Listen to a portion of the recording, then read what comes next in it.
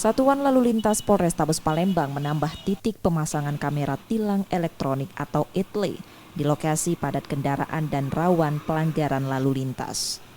Rencananya pemasangan kamera tambahan berada di 7 titik dan yang baru terpasang 5 lokasi.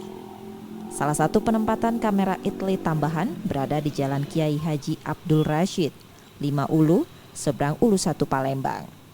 Kawasan ini banyak pengendara yang melakukan pelanggaran lalu lintas, salah satunya melawan arus.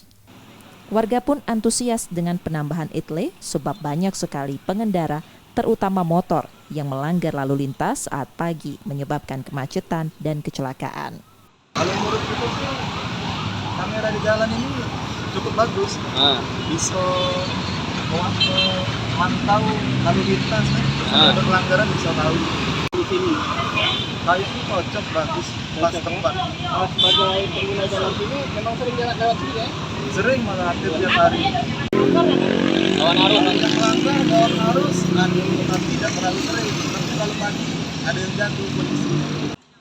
Dengan penambahan kamera ETLE, warga berharap kawasan tersebut dapat berkurang pelanggaran lalu lintas dan kemacetannya. Yudi Kiswanto, Kompas TV, Palembang, Sumatera Selatan.